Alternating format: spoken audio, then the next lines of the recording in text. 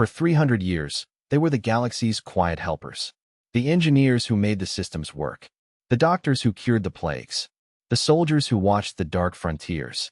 Their simple solutions were dismissed as primitive. Their contributions were taken for granted. Their warnings were ignored. They asked only for a seat at the table and were offered a stool in the corner.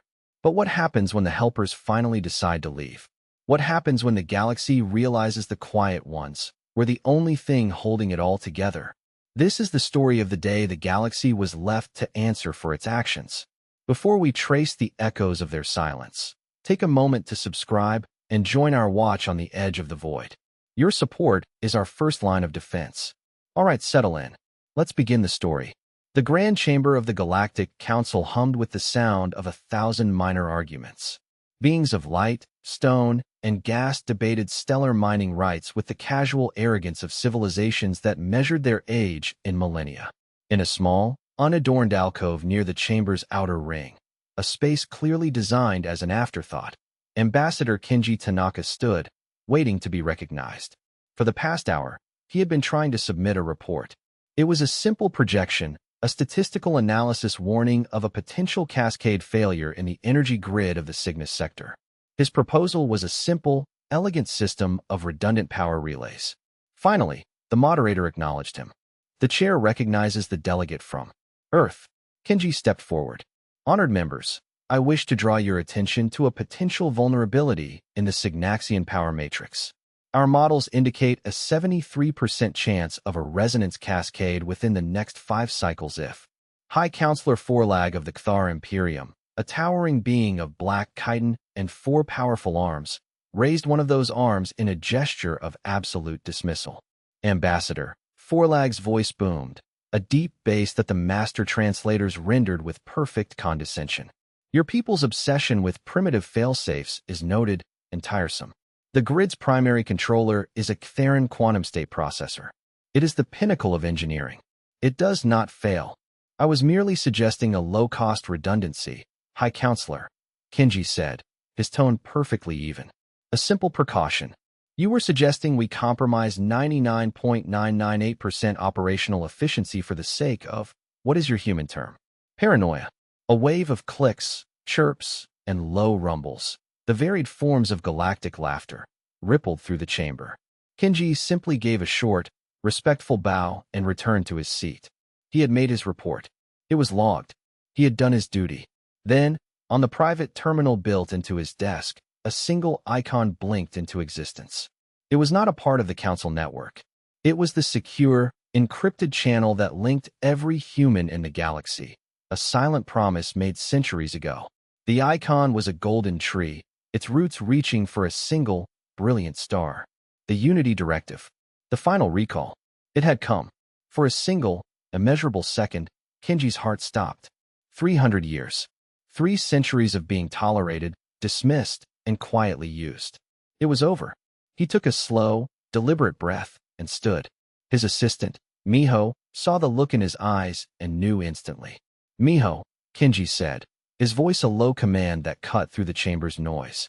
Begin Protocol 0. Miho's face, a canvas of youthful idealism, paled for a fraction of a second.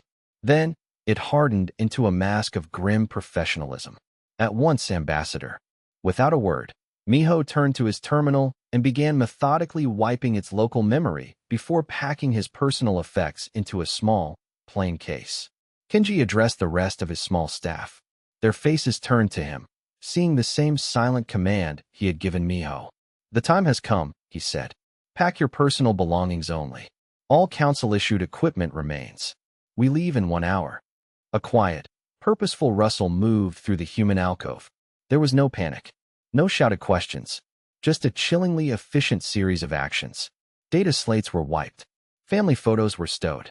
Small personal mementos were carefully pocketed. The activity was so controlled, so devoid of drama, that it took several minutes for the other delegations to notice. High Counselor Forlag, in the middle of a tirade about mineral rights, finally paused.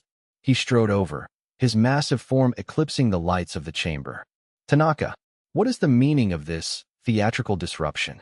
We are leaving, High Counselor, Kenji said, not bothering to look up as he placed his last data slate into a simple briefcase. Leaving? A recess? This is highly irregular. We are not returning.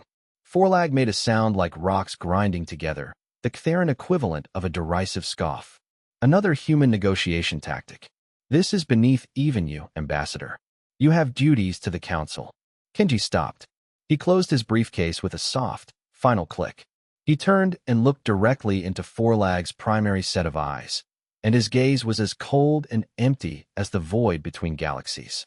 We came to this council to offer our hands in partnership, Kenji said, his voice quiet, but carrying an immense weight. You only ever saw them as tools to be used. We are taking our tools back, High Counselor. We have fulfilled our duties. We are done. He turned and walked away. His staff fell into formation behind him, a silent, disciplined procession. They didn't look back. They walked out of the Grand Chamber, out of the Council spire, and out of galactic history. Forlag was left standing in the empty alcove. An unprecedented silence hung in the air where human voices used to patiently make their ignored suggestions.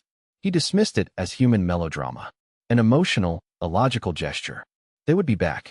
They always came back. He was a fool. Across the vast tapestry of the galaxy, the quiet, orderly exodus began. It was a phantom migration, happening in the background of galactic life, unnoticed by the great powers.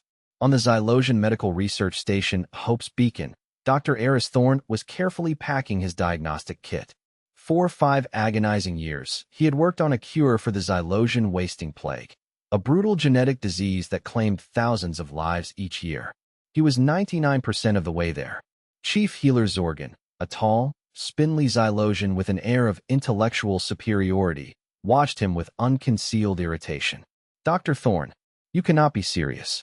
To abandon your work now, it is malpractice. We are on the verge of a breakthrough. The research is complete.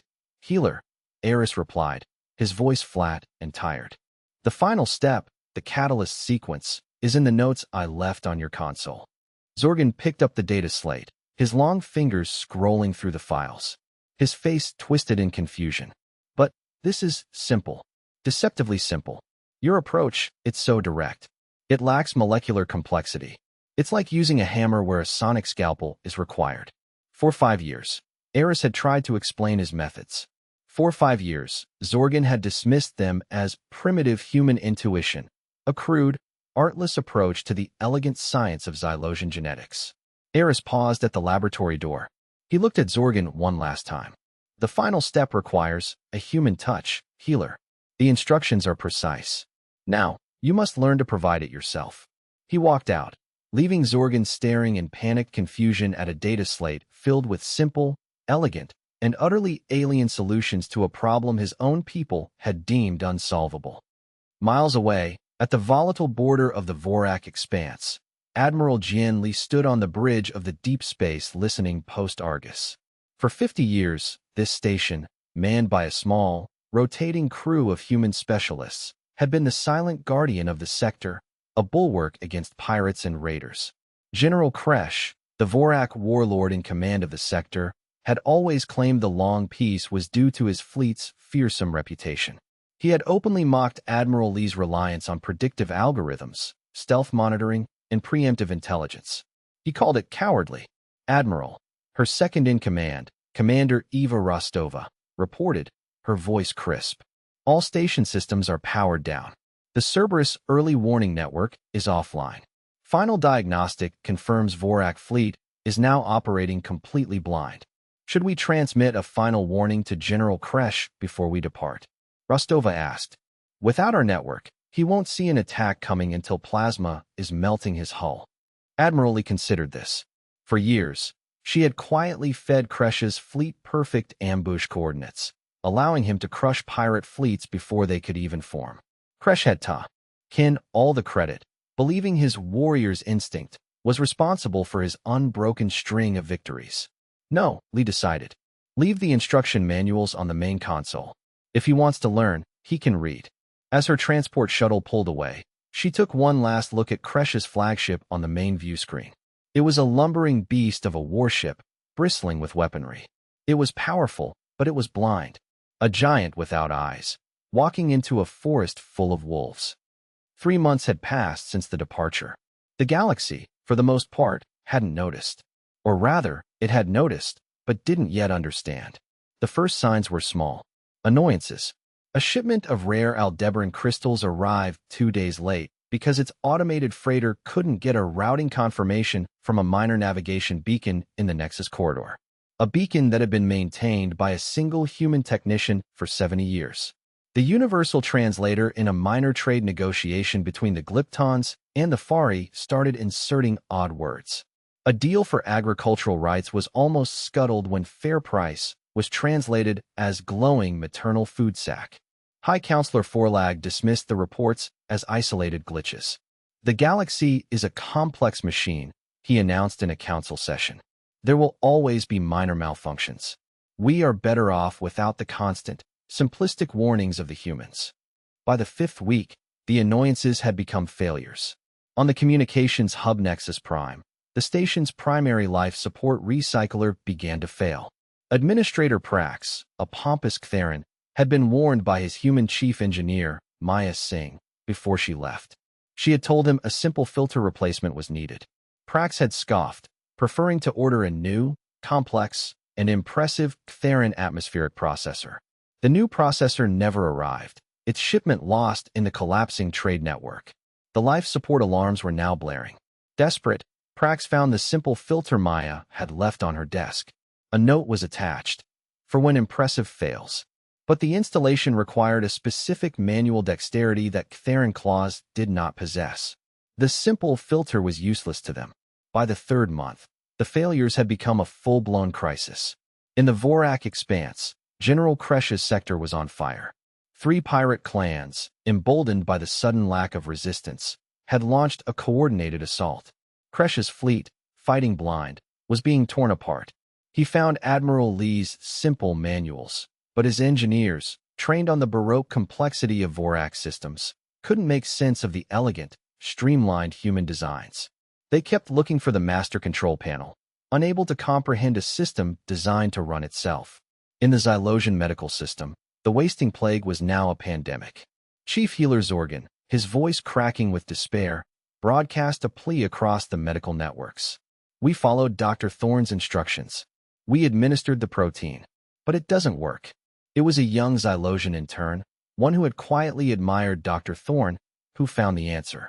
She overlaid the protein administration times with the planet's astronomical charts.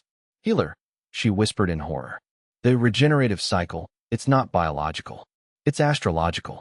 It corresponds with the tidal patterns of our dual moons. A fact so simple, so fundamental, we never thought to mention it. He must have just noticed. Zorgan collapsed. Dr. Thorne had known their species better than they knew themselves. High Counselor Forlag stood before a chamber now half empty. Several delegations could no longer reach the Council homeworld. The navigation and communication networks that bound the galaxy together were unraveling. The session was a litany of disasters. The Arxer Collective has breached the quarantine zone, the new Vorak general yelled. They are moving into the systems the pirates destabilized. We cannot stop them. The markets are in freefall, screamed the merchant prince.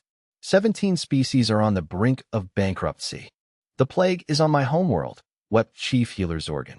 We know the cure, but we don't know how to use it. It was Lyra Vashtari, an Azirian counselor who had been one of the few to argue against the human expulsion, who finally brought silence to the chamber. She had been leading the Human Departure Impact Task Force, a name that now seemed woefully inadequate. This was not a retreat, she said, her voice echoing in the vast, broken space. It was a strategic withdrawal. The humans didn't just leave. They planned this. For decades. She activated a hologram, not of star charts, but of council archives. Hundreds of human proposals, all rejected. 2847, a proposal for a decentralized navigation network.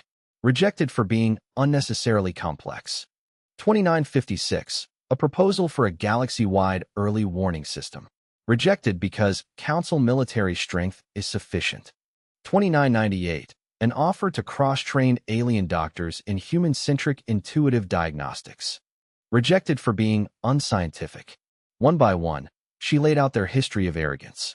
They tried to warn us, Lyra said, her voice heavy with a sorrow that was almost a physical force. They tried to teach us. They offered us the keys to our own civilization. And every single time, we told them their keys were too simple, too primitive, not shiny enough for our advanced locks. She brought up one final file. The personal log of Ambassador Kenji Tanaka, dated 1 week before the departure. Decision made. Earth has called us home. I am sad, but not surprised. For 3 centuries we have offered solutions that were dismissed because they seemed too simple. We held this galaxy together with thread, and they called it weakness because it was not made of chains. Perhaps our absence will finally teach them the strength of thread. The chamber was utterly silent. The terrible truth had finally dawned. The humans had not been expelled. They had been let go. We have to contact them, Forlag said, his voice a broken whisper. We have to apologize. We have to beg them to return. How? Lyra asked, her voice cold. The communication networks are failing. Their space is dark. We have no idea where they went. They simply left. But there was one last, desperate chance. A single, derelict human-built long-range comms relay floating at the edge of the galaxy. An old, primitive piece of technology the Council had decommissioned years ago in favor of a more advanced system. A system that was now, ironically, offline. Forlag, the mighty High Counselor of the Kthar Imperium, the being who had dismissed humanity with a wave of his hand, traveled for a month on a cramped, outdated ship to that relay.